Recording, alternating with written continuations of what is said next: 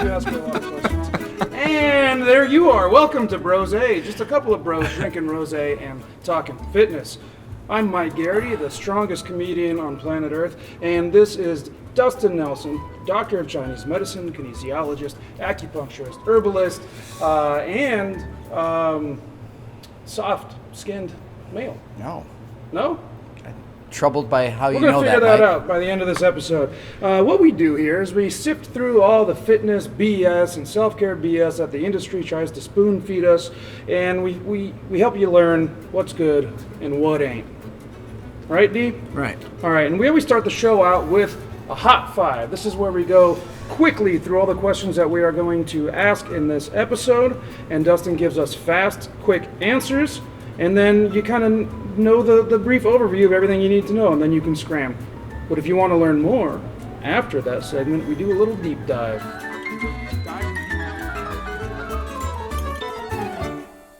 And one of these days I'm going to find a more concise way to explain what we do there. That'd be great. All right, starting mañana. All right, you ready for your hot 5D? Yeah, let's All do right, it. how do I fix shin splints? Old wives' tale was walk on barefoot on soft grass. And that, I like the proverbial old wives, but the easy answer is anti-inflammatories and acupuncture. But we can dive into that. All right, I have intense shoulder pain after I do barbell back squats. What the is going on there? Could be an orthopedic issue, could be bad technique, could have a major injury, but Oh, all right. What say you to the existential query posed from the narrative of Steinbeck's seminal work, Grapes of Wrath? Can man exist as a singular being? no. What's a healthy fast food order for someone trying to lose weight? Go with the salad. Well, okay, that seems We can kind dive of a into no-brainer. that. We can go. And with what that. book or books do you recommend somebody who wants to learn more about strength training? I like for like a lay person. Yeah. Charles Poliquin's Poliquin Principles, German body count books are pretty good. All right, and then maybe we'll Good dive intro. into books for people that are not lay. I don't know the word for that. Yeah. Non-lay. There's other ones that are way more in depth. They're like real inside baseball though. But yeah, All we can right. talk about those All too. right, we'll talk about that. There you have it, folks. That's your hot 5. Now we're going to get into these. We're going to get into the pool, so to speak. Okay. And I'm interested in this shin splint thing because I'll tell you, Yeah. I had a crazy experience with this. So I had debilitating shin splints in high school. you've had them. Oh man, I would have them so bad that sometimes I would just collapse while walking around. Okay. So school. what did it feel like for you? It felt like there were 20 grizzly bears inside my shin bone trying to claw their way out. Okay. I don't have a frame of reference for that, but the basic idea here is that the tibialis and the bone, like you have your shin bone, Yeah. and then the muscle that's there, you've got an inflammatory condition there, and you feel the pain in that bone. So it's an inflammatory condition in the front of the shin, is effectively what we're dealing with there. This is what my trainer used to have me do. Is Okay. every day before football practice, he'd give me an ice cup, and I'd rub the heck out of it. No way. And then I would put my feet in the ice pool, whirly pool, Yeah. and have to put the little wetsuit socks on because it hurts my toes. And then he would tape them up real tight before I went out. Okay. Everything you just told me there was wrong. Even the taping up part? Yeah. Okay. So here's the deal. The basic idea would be, hey, it's inflamed, so anti-inflame it with ice. The problem is that stops blood flow, right? And blood flow is healing. So unless it's just happened and we've just created that issue, that's not really what we want to do.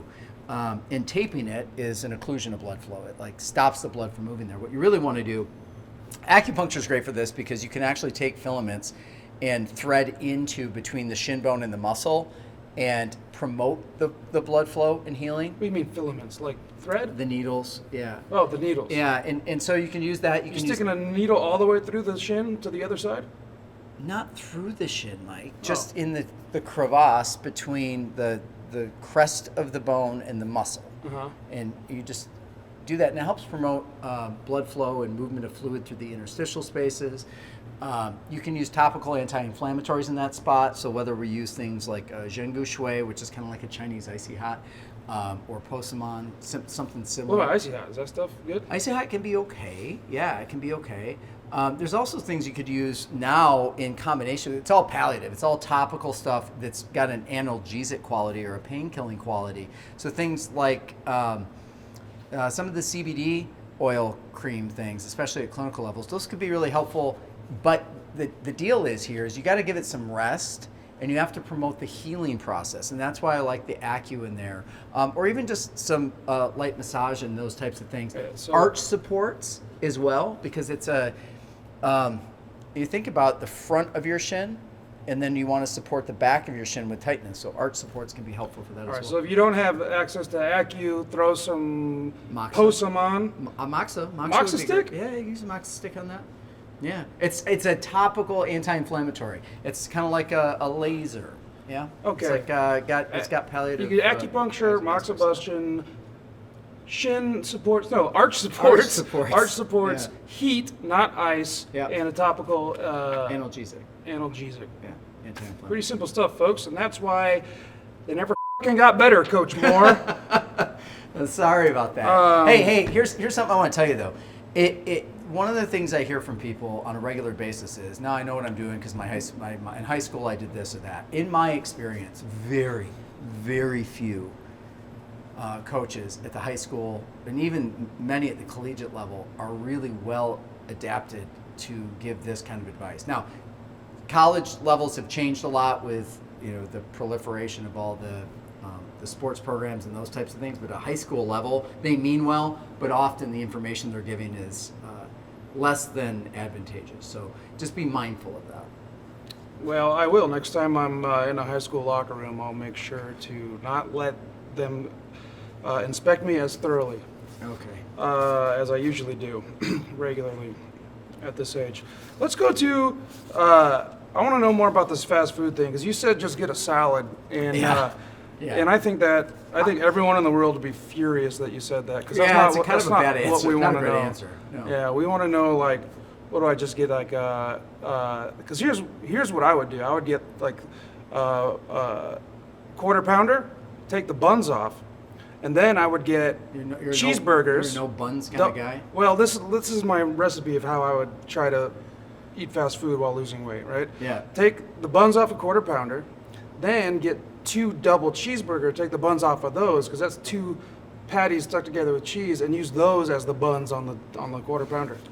So you eat 1 quarter pounder or 2 quarter pounders? It depends how hungry I am. So you got 2 quarter pounders is a half pounder, and then you got an 1/8 pounder for 2, so that's a quarter. So you got a 3/4 pounder Yeah. plus so you basically had like a keto stack. Yeah. Yeah, and that's okay. But like, why do you not like carbs? I'm just, when I'm trying to lose weight with my body type, I cut my carbs down. So you're gonna basically you have to have a certain amount of protein, right? And a pound, a gram per pound, or 1.25. Yeah, about a pound per gram. Sounds an awful lot like math. If you weigh a 200-pound guy, I know you're not 200 pounds, 200 grams of protein. That's a pretty good rule of thumb. Per day. You want to go to a quarter. That's like, yeah, easy. You're not training hard. You're just living life. Whatever you weigh, eat that. Eat 1 gram of protein per pound of your body weight. Okay. Beyond that, you got to have a certain amount of fat. You got to have a certain amount of carb.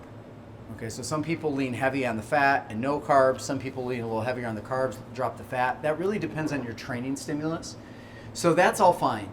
You can adjust those things when you go to a fast food restaurant. But there's plenty of options out there now where you can say, I'm going to reduce my carbs. I want to go with just the protein aspects. I want to add that to a salad. I don't care. I want to go with the carbs. The bread on that's probably not the issue unless you've got a gluten issue, because the fat is what you're more concerned with on the calorie side. What's your go-to order for like less fat and less carbs? And what restaurant would it be at? Of any fast food stuff? Yeah. I'm trying to think get of the healthiest fast food order out of you I'm trying right to, now. Is what I'm I'm doing. trying to think of things that I gravitate towards. Like, if I'm on the road and I see Chick-fil-A, I like their like the grilled chicken and stuff. They're not great. I don't love the flavor. But, Probably none of it's great, right? Yeah, Health-wise. it's just kind of like, okay, I'm doing that. I like Chipotle.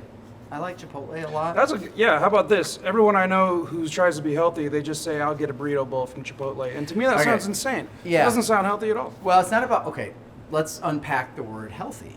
Because if all of our food has nutrients, those nutrients are things to promote our health, also known as healthy. Now, that doesn't mean that by eating it, that you're not overeating a macro or a caloric load for your plan. Yeah. So it's easy to overeat calories in fast food because of the oils and different things that are placed into that. Okay, so you said Chipotle. What do you order? Try to get low fat, low carb. Okay, What so do you do? my go-to, I'll do a bowl. I'll do the extra scoops of the chicken or the carne asada, or like whatever meat I'm going with. And then if I do rice, depending on where I'm at carb-wise, I'll do a lighter amount of it. Okay. I don't do brown rice. I do the regular rice. I don't know. I'm not a big fan of brown rice. Flavor or health All right. benefit. Burrito bowl, light Veggies. rice, double meat.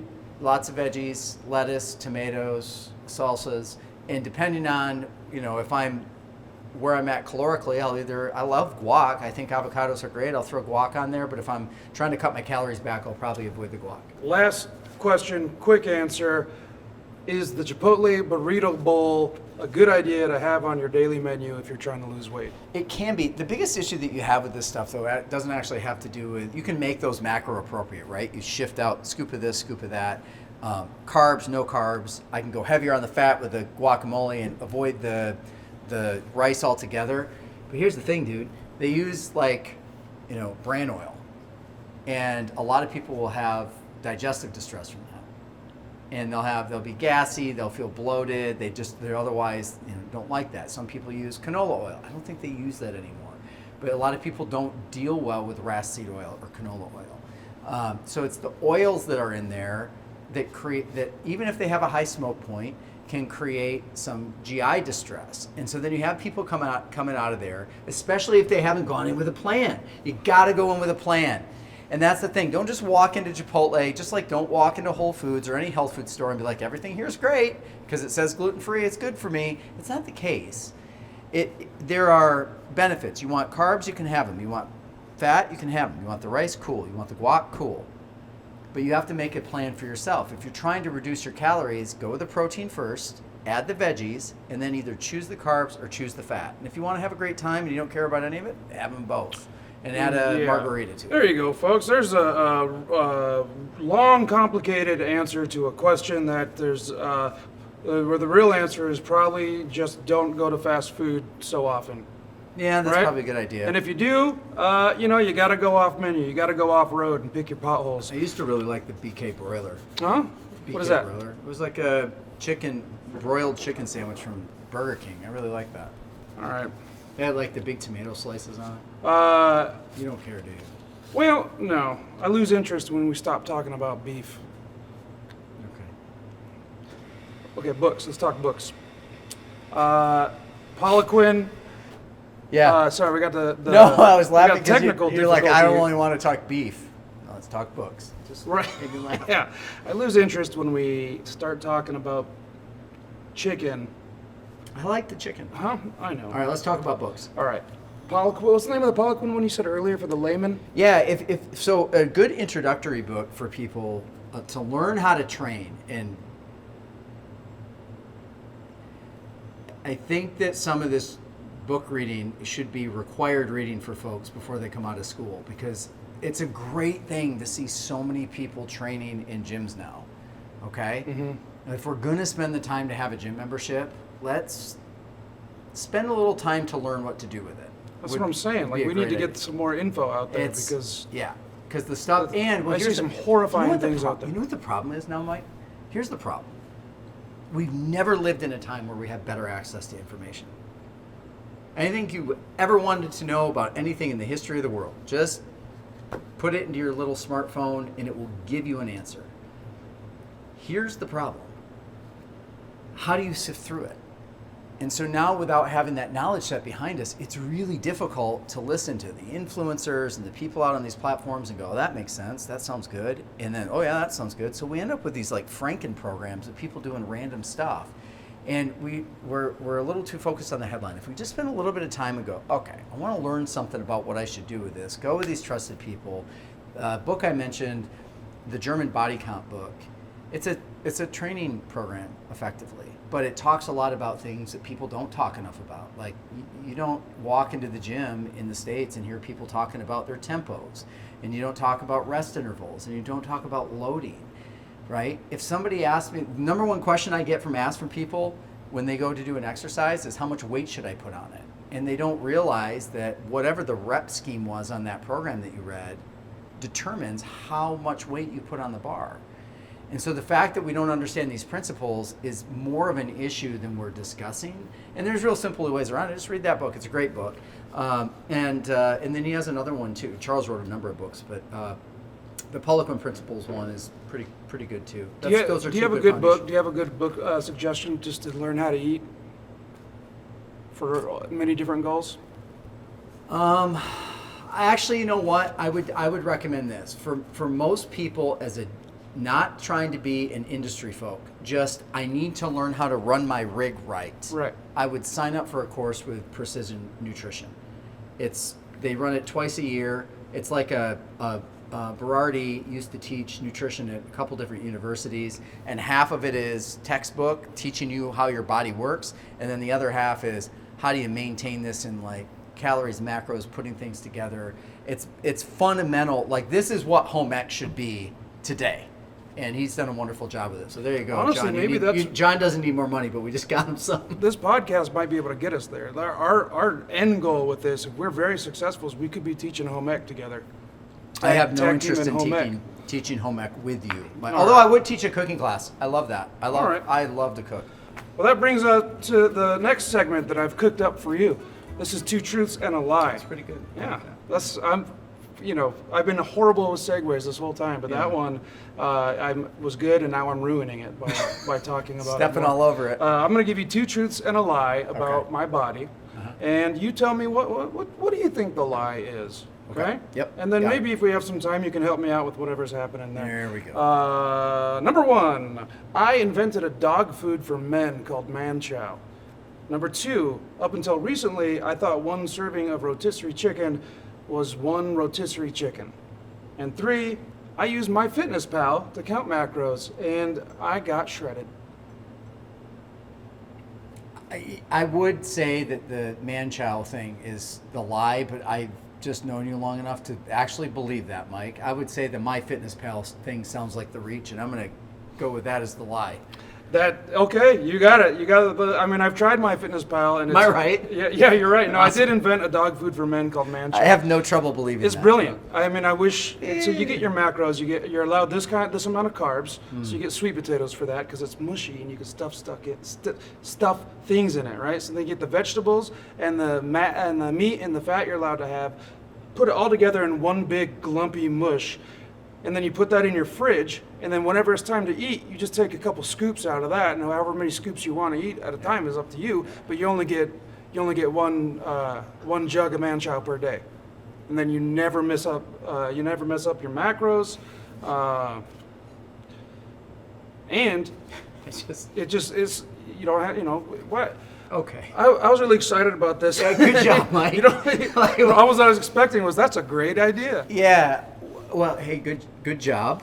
I think that's, I don't know what else to say to you. I think. I did that for an entire year, and I've never looked better. A year? Yeah. You made human baby food, like adult baby food. It's more like dog food. I love Babies are weak. That's Dogs the hill you want to die on. Huh? You're going after. It's man food. Okay. And Good it's job, Mike. nutritious, and we who get back cares to what our it show tastes now? like? Yes. Thank you. We'll go back to the dog chow thing because here's it. I enjoy the act of dining, and I like to enjoy the food I eat. So that would not be for me, but I'm glad that you like that. Let's talk about MyFitnessPal because I don't care for MyFitnessPal. And one big fallacy that we have about it is the information on it is correct. It's not correct. Yeah, and it's different like every time you use it. Yeah, but what it can do for us, and let's focus on that, is that it can give us an idea of how much we're eating. And that's really important because if you ask most people and you're like, hey, how many how many calories are in a rotisserie chicken? And they go, I don't know, like 100, 200. Well, we're going to go higher. There, depending on the size of the chicken, you might have 1,000, 2,000, or 3,000. But the idea is understanding how much energy we actually have in that food, and that's what some of those calorie apps can do for us.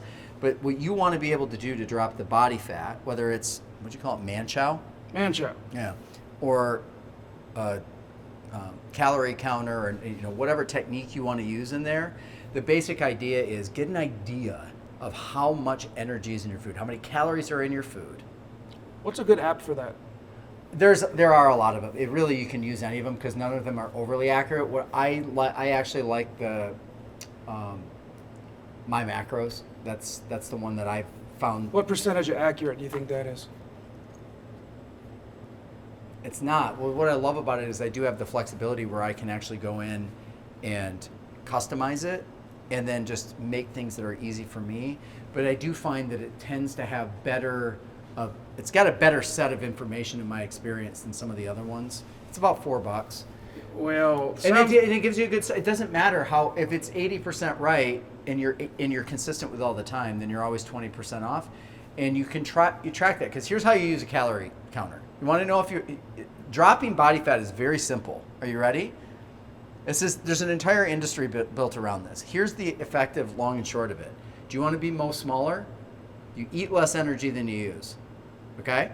So if you calculate how much food you have in a day, and then you go, okay, I ate this amount of food. I ate 2,000 calories based on my calorie counter. It doesn't matter if it's right or wrong. If your body weight for 3 to 5 days, track it every day. If your body weight doesn't drop, then you're eating too many calories or you're not moving enough. So drop your food a little bit. Eat a half scoop less of man-chow. Man-chow is perfect measurements at all times. Right. That's the whole point of it. Eat a half Dustin, eat a half scoop less and see if it works. And if that works, that's all you have to do. Yeah. And it doesn't matter which one you count. What do we do when we're at a conversation surplus? We end the show. That's Brosé. Ladies and gentlemen, thank you so much for joining us. We've been Brosé, just a couple of bros drinking rosé and talking fitness. I'm Mike G, here with Dr. D. And don't forget to get your bros spayed and neutered.